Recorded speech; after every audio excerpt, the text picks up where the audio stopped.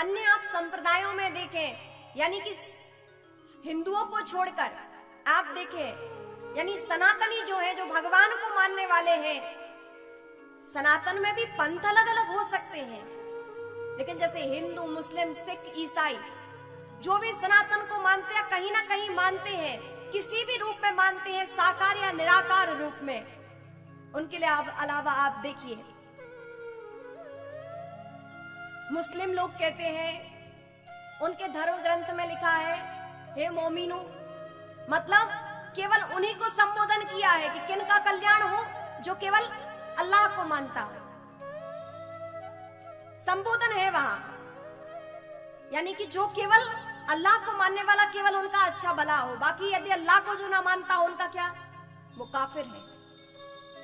और भी आप देखें बहुत से लोग, लेकिन हमारे सनातन धर्म की दिव्यता क्या है कि वो केवल आप मानो या ना मानो, ये आपकी रुचि है, लेकिन वेद के ऋषि कहते हैं सबका कल्याण। किसी को भी मानने वाले हो तुम, सब एक ही सत्ता है, किसी को भी मानो लेकिन सबका कल्याण हो, ऐसे हमारे वेद के ऋषि हैं। ये महानता है हमारी। इसलिए आप अपने धर्म में चलें, आप अपने पथ पर चलें, आप अपनी संस्कृति को माने, अपने माता पिता का कहना माने, अपने आचरणों को दिव्य रखें। यही हमें सत्संग से प्राप्त होता है। हम अच्छा सुने।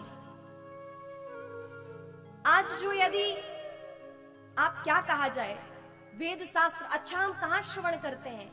हम अच्छा श्रवण तब कर सकते हैं जब हमें अच्छा पढ़ने की आदत हो, अच्छा बोलने की आदत हो, तब तो अच्छा हम सुने। लेकिन आजकल फोन ऐसे आ गए हैं कि धर्म ग्रंथ तो कोई देखता ही नहीं है। अधिकतर टाइम फोन पर ही निकल जाता है। घर के कार्य से फ्री हुए, फोन लेकर बैठ गए।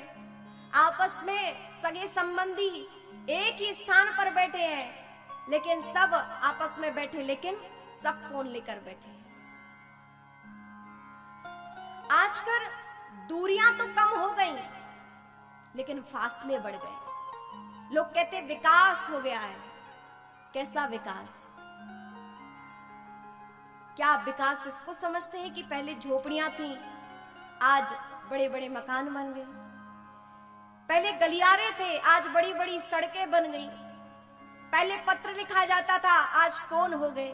तो क्या आप इसको विकास समझते हैं? जितना बाह्य विकास हुआ है, उतनी हमारी आत्मिक हानि हुई है, उतने अंदर से हम बहुत तुच्छ होते जा रहे हैं, बहुत निम्न स्तर पर होते जा रहे हैं। संकुचित हमारी मानसिकता होती जा रही है, उतना संकीर्ण विचारधाराएं फैलती जा रही हैं, उतना मस्तिष्क छोटापन प्रकट करने लगा है। भले ही किसी को यह बात अच्छी ना लगे, शब्द भले ही थोड़े से कठोर हो, लेकिन वास्तविकता यही है। अच्छा श्रवण करने की आज हमें आदत बनानी चाहिए। जीव काट डाली गई अंग्रेजी के खंजर से, किसी ने बहुत अच्छा लिखा है।